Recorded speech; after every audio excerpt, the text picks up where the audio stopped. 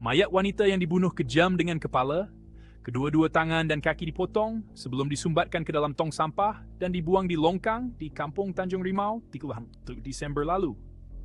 Disahkan milik guru dikenali Istiqomah Mohrozi, 33.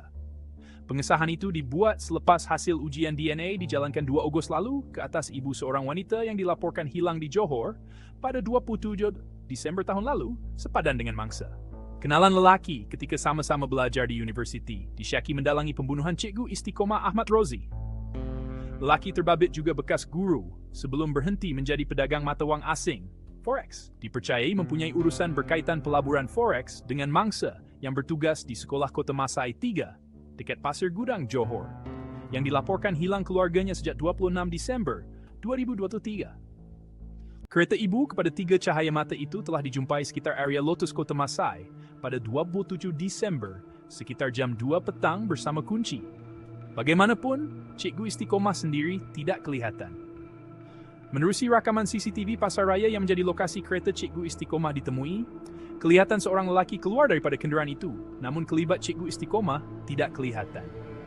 Suaminya Moh Yusof mengakui tidak mengenali lelaki itu yang seolah menutup wajahnya, sehingga sukar dilihat. Moh Yusof berkata 3 hari pertama selepas hilang, Cikgu Istiqomah ada menghantar mesej, tetapi ayat-ayatnya tidak seperti ditulis beliau. Malah lelaki itu juga memaklumkan selepas mesej dihantar telefon bimbit milik isterinya seperti ditutup.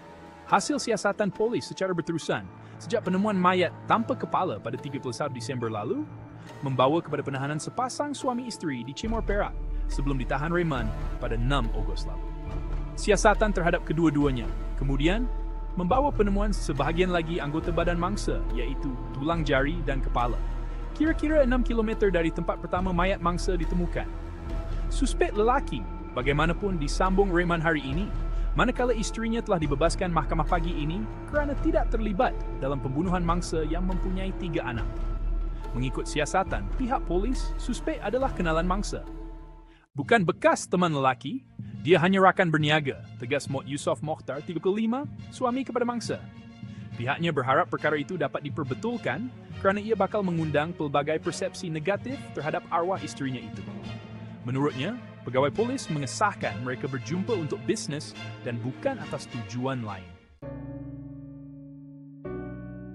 Keadilan dicari, masyarakat bersatu dalam kesedihan.